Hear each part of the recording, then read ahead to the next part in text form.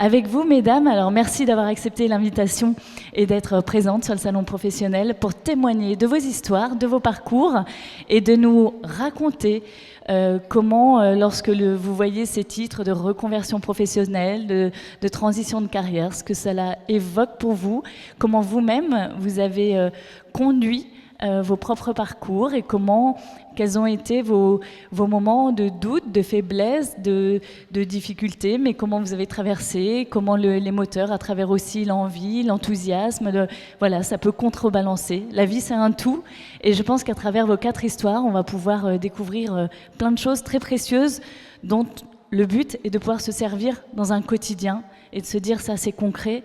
J'ai pas la même vie, j'ai pas le même âge, j'ai pas les mêmes, mais ce que j'ai entendu, ça résonne en moi et je peux me servir de ce que de ce que je viens d'écouter. Je vais donc vous donner la parole, chacune à votre tour. Je vous en prie, on va. La première qui veut se lancer, prendre le micro et voilà, chacune, vous allez pouvoir dérouler le fil de votre parcours et j'interviendrai tout au long. Vous allez donc pouvoir commencer. Je vais vous demander de vous présenter. Donc je m'appelle Cécile Spech. Je dirige aujourd'hui une agence de communication RH qui s'appelle Plotfox. Mais c'est pas vraiment pour ça que je suis devant vous aujourd'hui. J'ai accepté de témoigner parce que ça me semblait très important de voir la reconversion d'une manière un petit peu différente. Souvent on parle de reconversion en termes de secteur d'activité. Donc moi ce que je viens vous raconter aujourd'hui c'est plutôt une reconversion en termes de posture.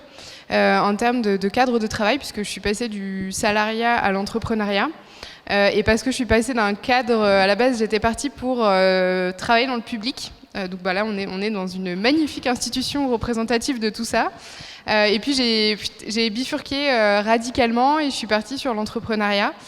C'était très lourd de conséquences pour moi parce que non seulement j'ai fait des études dans le public, mais en fait j'ai une famille de fonctionnaires. Mais quand je dis famille, c'est famille élargie. On peut aller très très loin.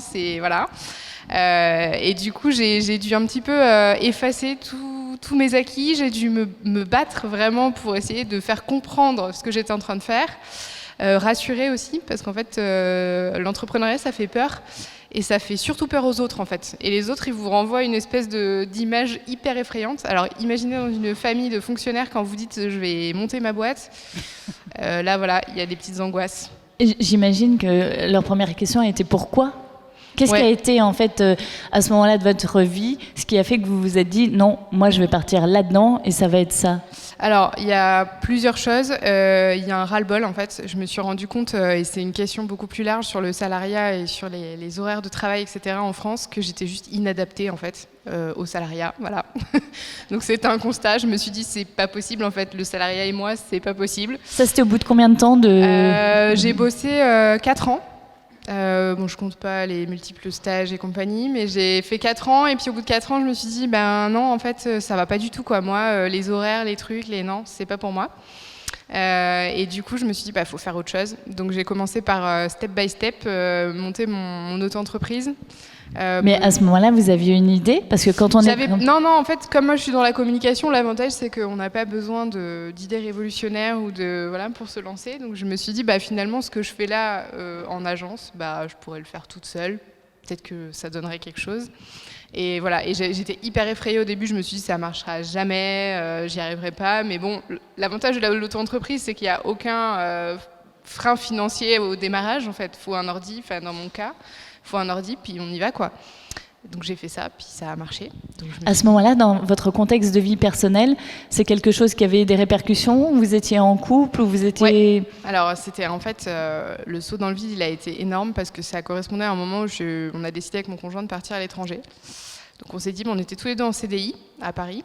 On en avait marre de Paris. Avant même d'y arriver, j'en avais déjà marre, mais bon, voilà. Et on s'est dit, là, faut faire quelque chose, quoi. Faut y aller. Donc on a tous les deux lâché nos CDI. Moi, vraiment dans l'idée de me dire jamais plus. Et on est parti en Argentine en montant chacun notre auto-entreprise. Voilà, donc c'était vraiment radical. Là, ma mère a pleuré beaucoup. Parce que quand je suis arrivée avec la bouteille de champagne pour lui dire « j'ai un truc à t'annoncer », elle s'attendait pas vraiment à ça, en fait. Voilà.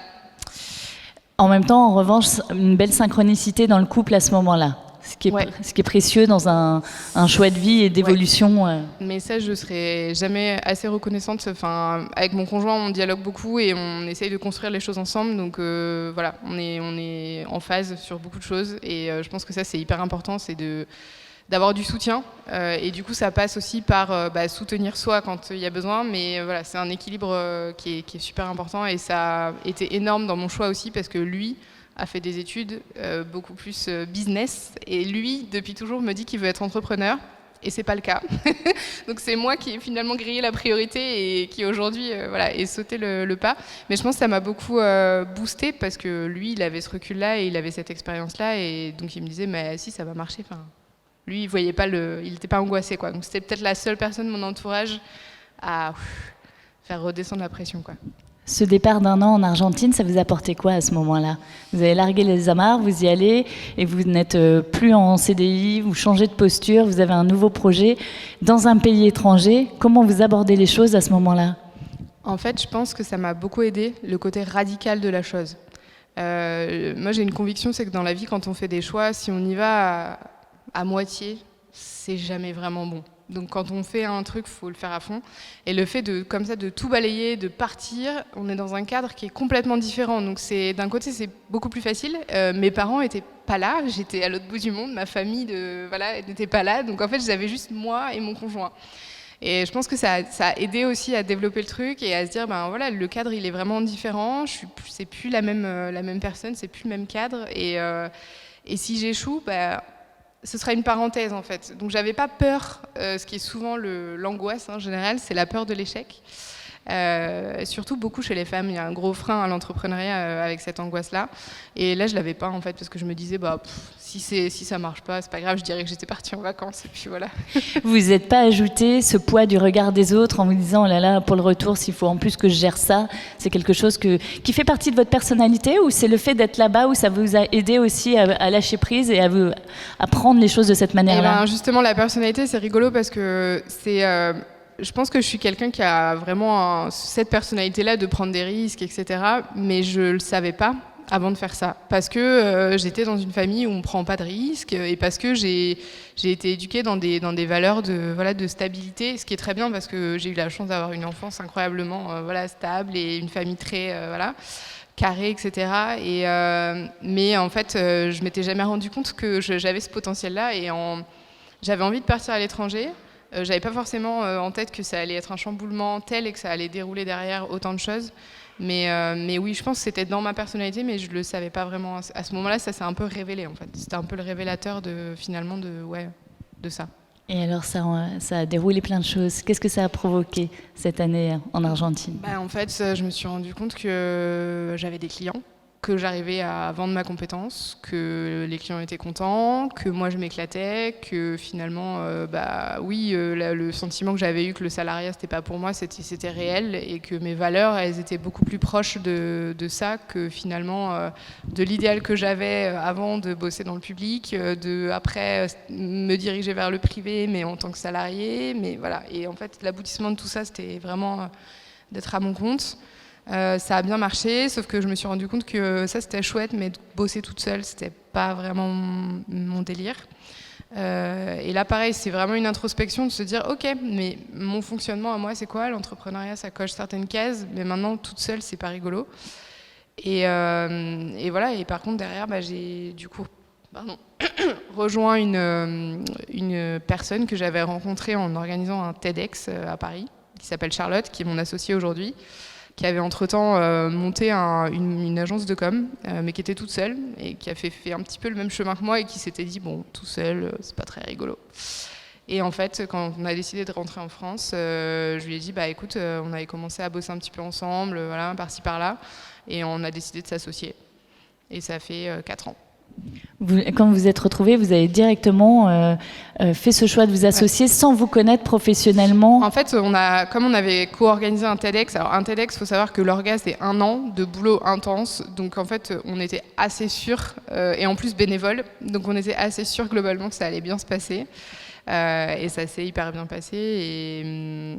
Et voilà. Et je pense que c'est aussi une des clés dans mon parcours qui ont permis de déclencher, c'est que de rencontrer la bonne personne au bon moment. Je pense que l'entrepreneuriat, c'est aussi des opportunités, soit d'idées, soit de personnes, de moments de vie qui déclenchent des choses. Et moi, ça a été vraiment, cette rencontre-là, elle a été spéciale parce que j'aurais pas forcément eu envie de monter quelque chose avec plus d'ampleur toute seule. Qu'est-ce qu'aujourd'hui, vous vous dites que cela vous apporte pour votre présent, mais pour peut-être ce que vous projetez de votre vie personnelle aussi, le fait d'avoir mis en place cette posture d'entrepreneur assez jeune et sans attendre en fait, sans attendre non plus quelque chose de dur, sans un obstacle de la vie. Comment vous voyez ce choix que vous avez fait en suivant votre instinct à ce moment-là finalement ?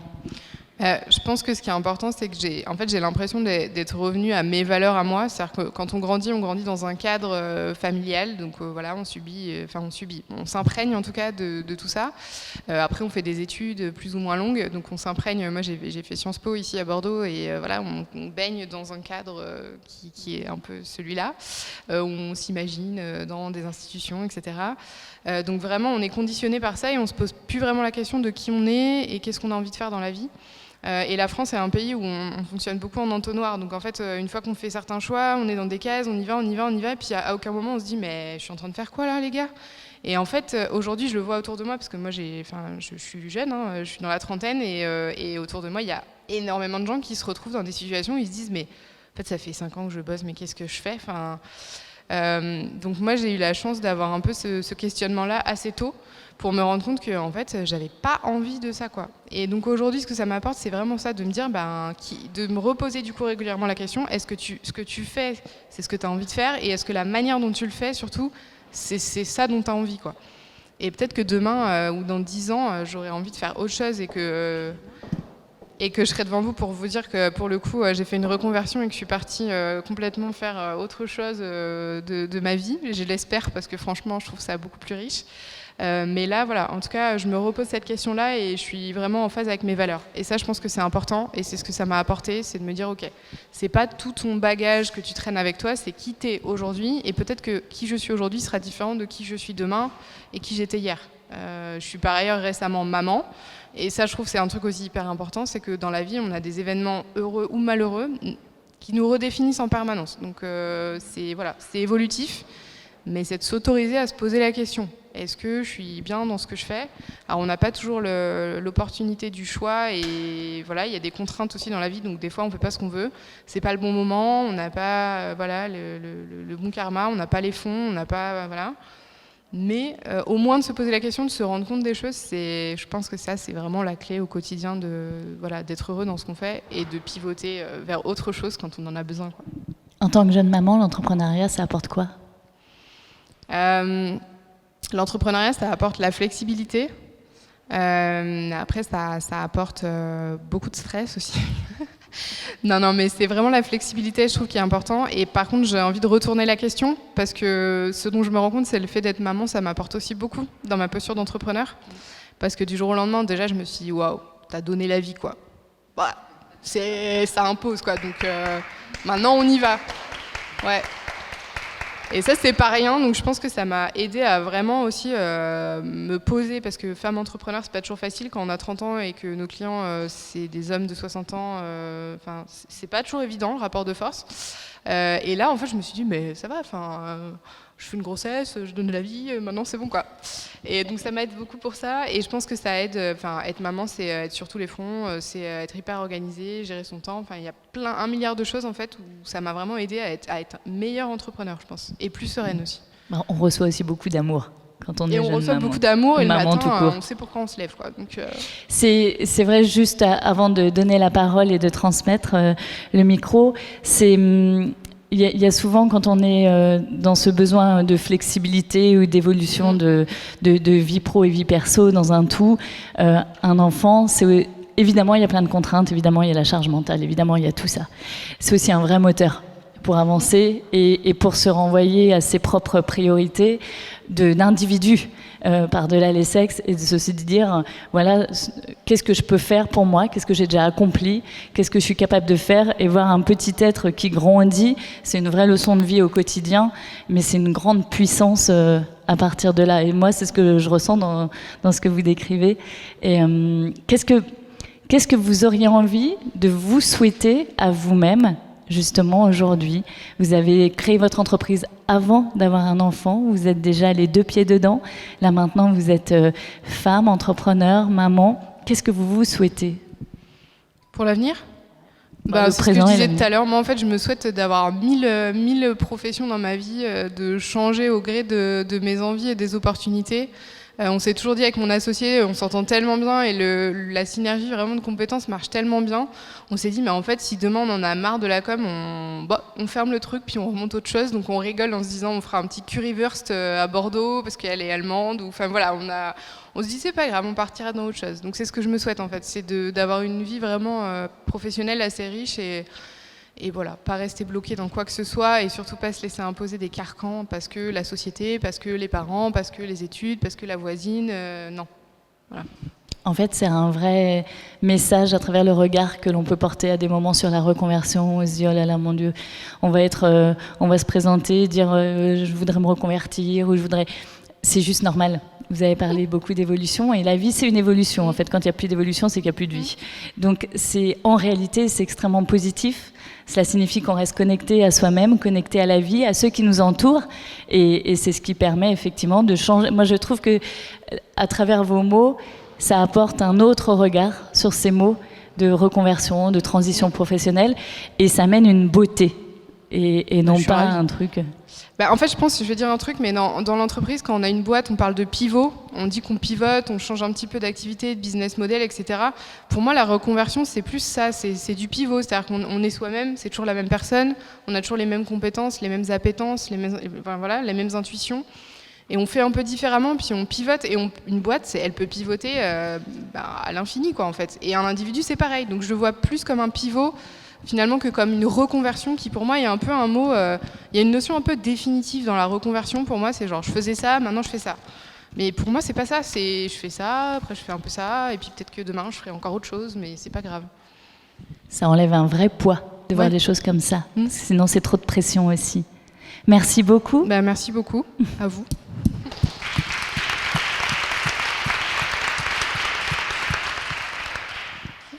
Nous allons enchaîner ensemble alors.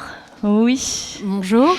Je crois que vous aviez aussi très envie de partager ce que ce mot, je crois qu'aujourd'hui c'est vraiment ce qui va vous réunir, c'est votre regard sur ces mots de reconversion et de choix que l'on peut être amené à faire dans la vie en se disant, c'est pas figer quelque chose, il y a une rupture, c'est ouvrir le champ des possibles. Oui, alors en effet, moi je disais tout à l'heure que même si je fais souvent la blague de dire que tous les 10 ans je change de vie, j'ai finalement pas l'impression d'avoir fait des reconversions ou d'avoir changé, puisque j'ai plus l'impression de suivre un chemin, ou plutôt jusqu'à présent 2 chemins parallèles que j'arrive peut-être aujourd'hui à mieux concilier. Je pense que j'ai toujours eu 2 chemins très parallèle, un chemin très créatif où j'ai toujours dessiné, toujours fait des choses plus créatives, et un autre chemin très entrepreneurial. Même pendant ma période chez L'Oréal, j'ai fait du vin pendant 10 ans, donc à Bordeaux, et ensuite j'ai travaillé pendant 10 ans chez L'Oréal où j'ai eu aussi pas mal de métiers et d'expériences différentes. Et là, depuis 10 mois maintenant, j'ai repris une entreprise à Bordeaux, donc la maison Pétrus. Donc j'en suis, si on veut compter en reconversion, j'en suis peut-être à ma troisième expérience, mais j'ai finalement l'impression de toujours faire la même chose, toujours exprimer ce que j'aime, peut-être un peu plus aujourd'hui où j'arrive véritablement à concilier mon côté créatif et mon côté entrepreneurial. Mais c'est vrai que voilà, je pense que ce qui est important, c'est ce que vous disiez, c'est vraiment de pouvoir se sentir bien en phase avec ses valeurs, se sentir au bon endroit, au bon moment, et de pouvoir s'exprimer et de pouvoir exprimer ce qu'on veut sans se sentir enfermé. Parce que je pense que ce qui est en effet très difficile, c'est se dire que on est dans un métier et qu'on a choisi un métier qui en France souvent est une case et que ça n'est pas possible de sortir de cette case. C'est vrai que moi j'ai fait des études de droit, donc j'étais normalement programmée à rentrer dans une case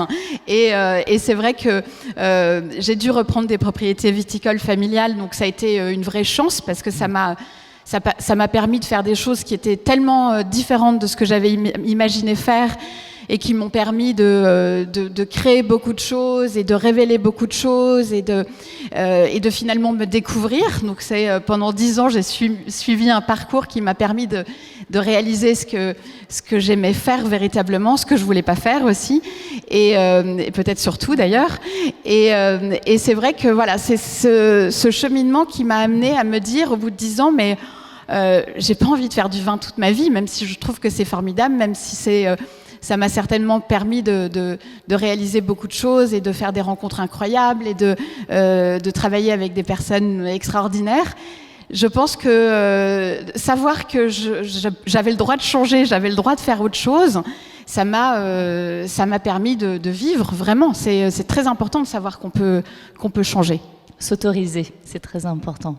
Florence, quand vous entrez dans la vie active à ce moment-là, quels sont vos rêves, vos aspirations? Comment vous la projetez malgré tout, cette vie active? Qu'est-ce que cela représente pour vous? Alors, c'est une excellente question. C'est vraiment une très bonne question parce que c'est vrai que moi, ce qui me faisait vibrer, c'était, je disais que j'avais 2 chemins parallèles. Ce qui me faisait vibrer, c'était dessiner, c'était le théâtre, c'était la musique, c'était beaucoup de choses qui étaient très créatives. Donc, je pense que c'est vraiment ça qui me faisait vibrer. Après, j'ai choisi des études qui étaient assez éloignées de ce qui me faisait véritablement vibrer, mais qui me correspondaient aussi bien. Je pense que ça m'a beaucoup aidée en termes de réflexion, en termes de structuration de la pensée, etc. Donc je pense que c'est quelque chose qui m'a beaucoup apporté. Mais c'est vrai que j'attendais rien de spécial, je pense. Je pense que j'avais envie de m'amuser, finalement. Je pense que c'est ce que j'ai aussi beaucoup fait dans le vin, chez L'Oréal et aujourd'hui.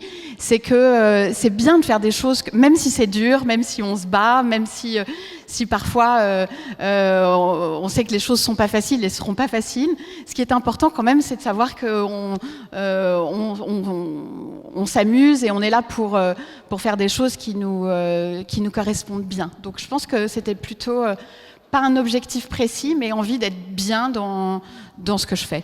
Comment dans notre société où justement on a évoqué les cases, on est aussi dans une culture du présentéisme, on manque de flexibilité, d'où souvent un besoin d'entreprendre aussi, comment on s'autorise à avoir envie de s'amuser, à l'assumer, à se dire je vais poursuivre mon chemin et à ce moment-là je vais partir de là où je suis et je vais aller voir ailleurs. Comment fait-on ça? S'autoriser et après le mettre en place. Je pense que la vie est courte et qu'il faut vraiment être en phase avec soi-même et que justement quand on sent qu'on n'est pas en phase avec ses valeurs et que ça nous convient pas, ou il faut vraiment savoir où on veut être et avec qui on veut être et je pense que c'est peut-être ce qui est très important pour moi et c'est ça qui m'a permis de m'autoriser à avancer comme je pensais il fallait que je le fasse en fait. Finalement, ce qui compte, il y a bien sûr nos valeurs, mais il y a le moteur intérieur, en fait, celui qui nous guide et qui nous permet de prendre des décisions et après de ne pas y aller avec tiédeur, comme Cécile l'évoquait, où il faut le faire à fond. Vous avez évoqué les difficultés aussi, tout n'est pas simple, il faut aller chercher les choses. Qu'est-ce qui, pour vous, à travers votre parcours, quels sont les différents statuts que vous avez occupés, les différents postes, et qu'est-ce qui a été finalement le plus difficile pour vous, Florence, à aborder dans ces moments-là? Alors, j'avais pas 25 ans et je me suis retrouvée directrice générale de 3 propriétés viticoles. J'avais 50 personnes qui étaient là depuis très longtemps et qui savaient beaucoup mieux que moi faire du vin et comment se passaient les choses. Donc, je pense que les 2 premières années ont été extrêmement compliquées puisqu'il a fallu que j'apprenne véritablement un métier et puis surtout que je comprenne comment il fallait que je le fasse et comment j'avais envie de le faire. Et donc, c'est vrai que ça a été été 2 ans, 2 ans très intenses. Ensuite, je pense que j'ai vite trouvé ma place et que j'ai fait les choses d'une façon qui me correspondait. Donc voilà, j'ai enchaîné les idées, les projets. Je pense que ce qui m'a toujours facilité la vie, c'est que j'ai toujours fait des choses avec d'autres personnes, et en particulier avec d'autres femmes. Donc c'est peut-être aussi pour ça que je suis là aujourd'hui, pas forcément parce que le mot reconversion a résonné, parce que j'ai pas l'impression d'avoir fait une reconversion, mais plus parce que j'ai toujours fait des choses avec d'autres femmes ou en partenariat, et je pense que on a besoin de pouvoir s'entraider et exprimer le fait que les choses sont vraiment possibles. Donc ensuite je suis arrivée chez L'Oréal et j'ai eu différents postes de directrice de la communication internationale d'Helena Rubinstein, où j'avais un poste qui était très international, donc en contact avec plein de pays, et aussi fascinant puisqu'il a fallu que je plonge dans les racines de cette marque unique qui m'a tout appris sur finalement la beauté, la cosmétique, et ensuite comme je pense, on a toujours vu que j'avais un côté entrepreneur, on m'a fait développer des nouvelles choses, toujours en mode entrepreneurial chez L'Oréal, donc du marketing digital en lançant l'un des premiers sites e-commerce du groupe L'Oréal, de la communication RH pour créer un département de communication RH, et finalement je me suis occupée de la fondation L'Oréal. Donc ça, c'était une expérience assez incroyable et unique. Donc pendant 4 ans, j'étais directrice générale adjointe de la Fondation L'Oréal, et j'ai pu mettre en place des actions avec des partenaires incroyables et des personnes, encore une fois, incroyables, qui avaient un vrai impact sur la société, un vrai impact social, souvent de l'innovation sociale. Et c'est vrai que ça, je pense que c'est vraiment des choses qui font dire qu'on est au bon endroit, au bon moment, et qui nous motivent, même si c'est compliqué, même s'il faut vraiment se battre. On sait pourquoi on fait les choses, et quand on voit les résultats des actions et qu'on peut les mesurer de façon concrète, ça aide à continuer à avancer. Et puis voilà, et aujourd'hui je suis entrepreneur puisque j'ai repris la maison Pétrus il y a 10 mois. Ça, vous l'aviez anticipé, l'idée un jour de reprendre une entreprise ?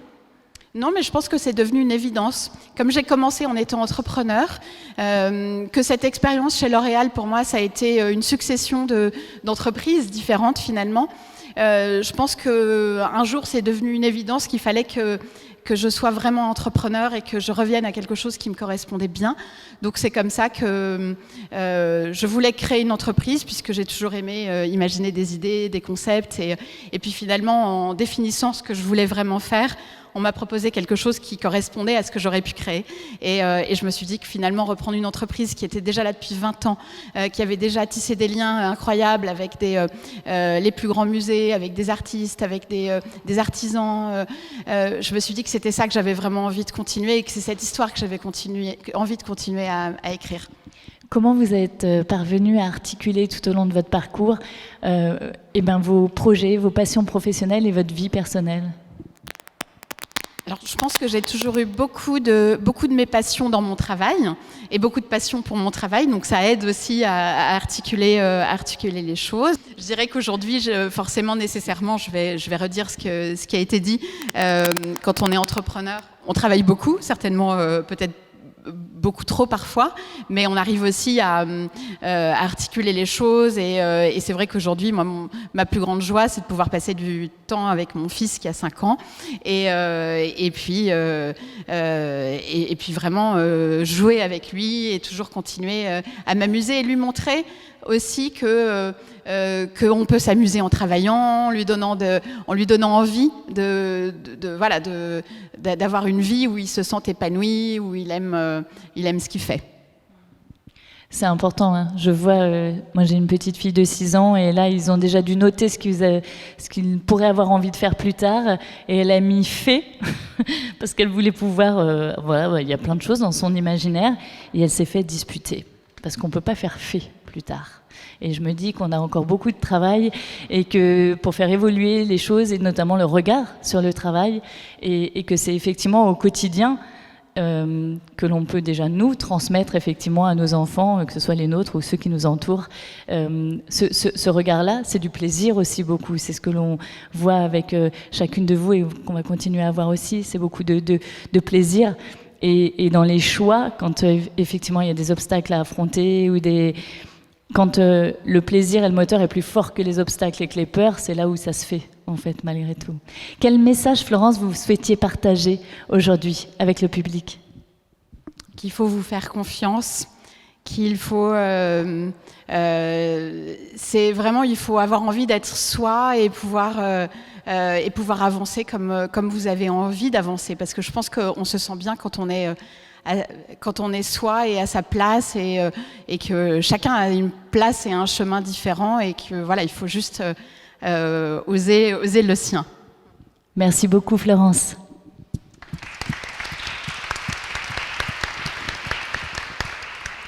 Léonarda, c'est un plaisir de vous voir. Bonjour à toutes.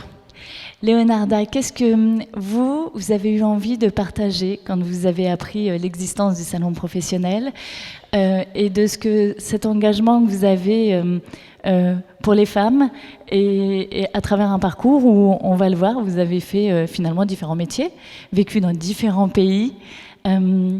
C'est avec vous, je vais demander en premier, pourquoi avez-vous eu envie d'être là, Léonarda ? Bon, j'ai eu envie d'être ici parce que je voulais voir les regards et les visages de toutes ces femmes-là.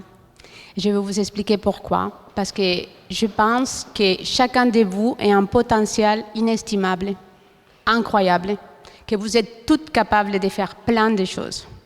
Et que je voulais juste transmettre la passion que j'ai pour ce que je fais aujourd'hui. Et si ça peut vous donner aussi envie d'aller au-delà, et aussi récupérer vos passions, peut-être cette passion oubliée, parce que, comme on a parlé ici, on a tout ce système qui, des fois, nous conditionne. On doit faire ça, on a ces études-là, on a ces tâches-là, et on ne peut pas faire autrement. Et tout ça, c'est faux. On peut faire ce que nous voulons faire. Et nous sommes chacun de nous capables d'attraper ce que nous voulons attraper, quand on le veut.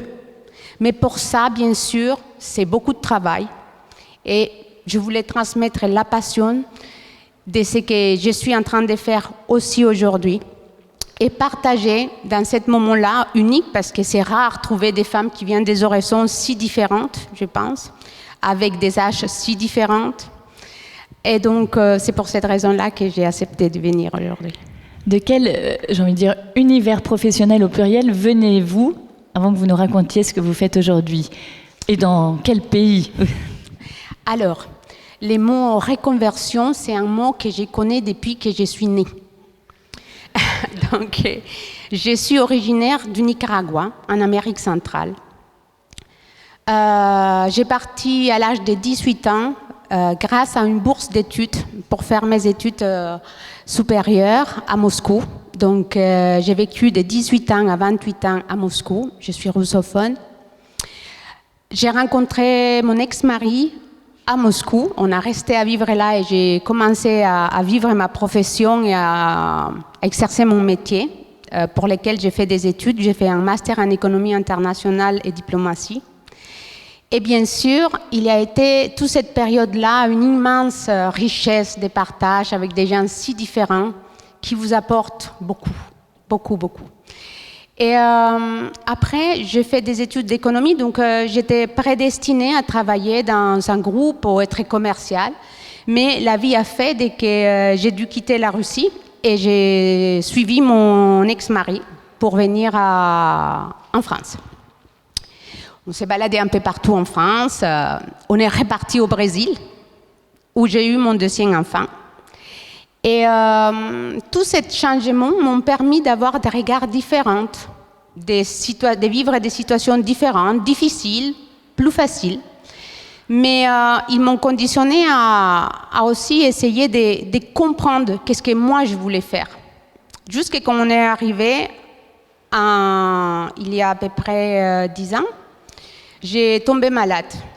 Et donc, cette situation-là m'a permis de faire un point sur ce que moi j'avais envie de faire et pas les rôles que je voulais jouer. ou ce que je voulais accomplir pour les autres. Et je me suis dit, je voudrais bien faire quelque chose qui me fasse plaisir. Et donc, je vais créer mon entreprise. Et de ce moment douloureux de la maladie qui touche à votre corps, quand vous êtes presque une roque, vous vous sentez que rien ne peut vous arriver, parce que vous n'êtes jamais malade, même pas d'une rhume, et quelque chose de grave vous arrive. Et aussi, dans l'intervalle de plusieurs mois, plusieurs de mes amis très proches sont tombés aussi malades. Donc, le cancer du sein a frappé à la porte. Et vous comprenez qu'à ce moment-là, vous vous dites, moi j'ai juste un cancer de la thyroïde, c'est rien par rapport à ce qu'ils vivent. Et donc, je me suis rendu compte avec un de mes amis qui était malade que vous pouvez avoir les moyens, mais des fois on ne trouve pas des produits qui correspondent vraiment parce qu'ils ont été conçus par des industriels qui imposent des produits, pas par les besoins que les femmes ont. Et c'est comme ça que j'ai créé New Team. New Team, c'est une entreprise qui se spécialise dans la création de prothèses mammaires externes pour la période de convalescence. C'est les prothèses qu'on met dans les soutiens-gorge. Alors, quand vous êtes, quand une femme ou une patiente a un bonnet F ou D, elle a des prothèses qui sont beaucoup plus lourdes que son autre sein. Et donc, c'est que pour les hommes, monsieur qui est en face, c'est comme s'il portait une bouteille d'eau tous les jours pour aller à son travail et scotcher à son pied, d'un côté plus que de l'autre.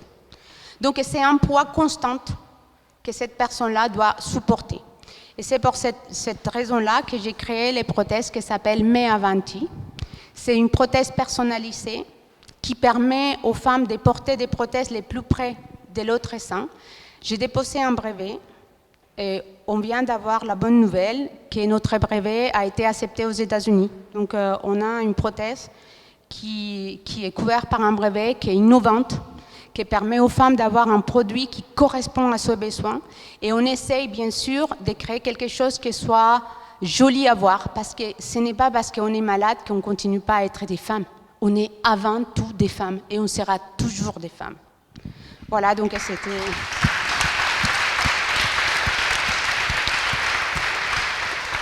Leonarda, vous nous avez parlé de vous. Combien de temps après avoir appris que vous aviez le cancer de la thyroïde, vous avez eu cette impulsion de monter votre entreprise pour les femmes qui, elles, étaient atteintes d'un cancer du sein? Alors, je ne pensais pas du tout au début créer une entreprise. Pour moi, c'était une histoire des copines. Il y a une de mes amies qui m'a dit « mais bricole-moi quelque chose. Tu as toujours bricolé des choses, c'est dans ta nature.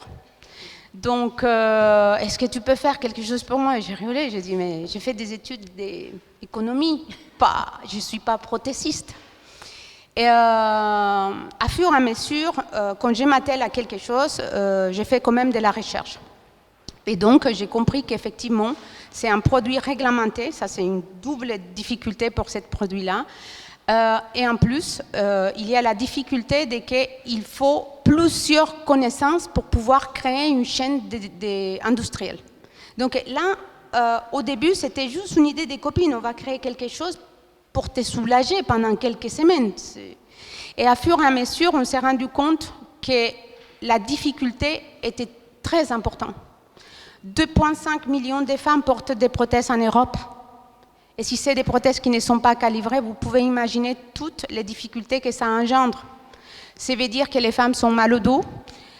Et souvent, pendant plusieurs années, on a dit aux femmes qui avaient mal au dos, après les pauvres, pendant une certaine période qu'ils portaient des prothèses externes, c'est psychologique. C'est les grands mots. Et donc, je suis allée voir les médecins. Les médecins m'ont dit, nous, on ne connaît pas. On essaye de guérir les femmes et après, on ne s'occupe pas beaucoup. Ce n'est pas notre métier. Donc, je suis allée voir tout le monde. J'ai fait les tours des hôpitaux. J'étais allée parler avec tout le monde, les aides-soignantes, les infirmières en chef, les personnes qui font l'accueil. Je voulais comprendre qu'est-ce qui ne va pas, qu'est-ce qui n'allait pas. Et donc, c'est comme ça que j'ai dû aussi être autodidacte. Parce que le plus dur dans le monde médical, c'est quand vous arrivez, ils vous disent « mais vous êtes chimiste alors ?» Ben non. eh bien, vous n'êtes pas médecin. Non, non, non, pas du tout. Ni prothésiste, ni rien de ça. Et donc, vous devez être capable de répondre à des questions techniques. Et chacun de nous, dans son domaine, peut être capable d'aller loin, creuser. Un diplôme, c'est juste un papier qui dit que vous savez quelque chose. Mais est-ce que vous le savez vraiment? Ce que vous savez, c'est que vous allez aller piocher pour attraper, savoir, acquérir, comprendre, réfléchir. Comment je vais utiliser cette information à bon escient? Et ça, on le fait chacun de nous dans ces métiers. Donc voilà, c'est comme ça que j'ai construit ce projet-là. Ouais. Vous nous avez parlé de votre ex-mari. À quel moment dans votre histoire vous êtes retrouvés peut-être avec vos 2 enfants comment, 3 enfants. 3 enfants. Comment tout cela, à quel moment tout cela s'est passé dans le déroulé de votre parcours? Alors, voilà, l'entrepreneuriat, c'est beaucoup de passion, c'est vrai, c'est un immense plaisir tous les matins, c'est beaucoup de difficultés, mais c'est aussi beaucoup de temps et de solitude. Cette solitude-là, elle est bénéfique parce que ça vous permet de vous mettre en cause constamment et vous améliorer, mais aussi c'est difficile pour les autres, pour ceux qui vivent avec vous. Parce que des fois, on a des chemins, des couples qui arrivent jusqu'à un moment donné dans lesquels les femmes aspirent à autre chose qu'être juste la femme d'eux. Et à ces moments-là, quand on reprend notre indépendance, les choses changent et c'est normal et c'est difficile pour les hommes aussi. Je n'ai pas de discours féministes en disant oui, les femmes. Non, non, ce sont des êtres humains comme nous, la même chose. C'est juste qu'on a des sexes différents. Mais c'est aussi compliqué de comprendre que quelqu'un avec lequel on a vécu de longues années aspire à autre chose. Et donc, soit les couples se soudent, soit des fois les couples prennent des chemins différents. Pour moi, le plus important, c'était prendre des chemins différents en bonne entente et avec beaucoup d'amour. Parce qu'une séparation, c'est une preuve d'amour aussi pour moi, en tout cas, de mon point de vue. Aujourd'hui, pour rebondir sur la question du début, quelles sont les clés, le message que vous souhaitez donner, transmettre, partager? Alors, je ne pense pas que j'ai des messages. Je vous dis juste, si vous voulez vous reconvertir, foncez. Réfléchissez bien à vos passions. Faites ce qui vous fait plaisir. Parce que la vie, je suis d'accord aussi avec Florence, la vie est courte, mais c'est tellement court, il faut y aller, il faut la croquer, il faut la prendre, il faut la vivre avec ses passions, ce que vous avez envie de faire. Il faut aussi être conscient des dangers d'entreprendre. Il faut aussi, je pense que c'est important, se mettre en cause. Pas tout ce qu'on pense est parfait. Hein? Et en plus, il y a beaucoup de gens qui sont des meilleures idées que nous. Donc, je pense qu'il faut s'entourer des personnes talentueuses. D'ailleurs, j'ai une personne talentueuse qui m'accompagne, Camille Tereux, qui est ma collaboratrice et qui est avec moi depuis plusieurs mois. Et voilà, c'est cette richesse-là, une entreprise, c'est des hommes et des femmes qui vous apportent, mais que vous apportez aussi, c'est des échanges. Et je pense que quand on travaille avec le respect de l'autre et en bonne entente, on est tous gagnantes parce qu'on va plus vite. Il faut savoir aussi s'entourer des personnes qui sont des compétences. Mais bien sûr, c'est pas évident toujours, donc il faut être constamment en train de comprendre où est-ce qu'on veut mener notre projet. Peu importe le projet qu'on mène, pour le moment, donc, notre entreprise, elle a 2 branches. La première branche, donc, c'est les prothèses. Donc, on va faire le lancement d'une 2e prothèse qui s'appelle Air Avanti. Et cette prothèse-là, elle est destinée entre les jours de l'opération et les 2e mois pour les femmes qui ont eu aussi une mastectomie. C'est un produit très innovant parce que l'objectif, c'est laisser passer l'air à travers cette prothèse-là et créer une caresse constante dans les torses des femmes. Voilà, c'est le but. C'est le but avec une aération mécanique intégrée. Donc, c'est aussi un nouveau projet, un nouveau produit innovant qu'on lance dans les mois de février. Donc, vous avez une des premières informations. Et nous aussi, on s'occupe, on est aussi près des femmes vis-à-vis des produits qui sont les plus près de la nature. On a une gamme de produits qu'on distribue dans le sud-ouest et l'Aquitaine qui s'appelle la Nouvelle Botanique. C'est des mélanges complexes des huiles essentielles ainsi que des préparations qui ont été mises à point avec une nouvelle technologie sans conservateur, ce qui permet que les molécules elles sont actives beaucoup longtemps, beaucoup plus de temps actives. Et ça donne vraiment des résultats formidables. Nous sommes aussi en train de créer nos canaux de distribution. Donc, on est aussi à la recherche des talents qui veulent venir nous accompagner dans cette aventure-là aussi.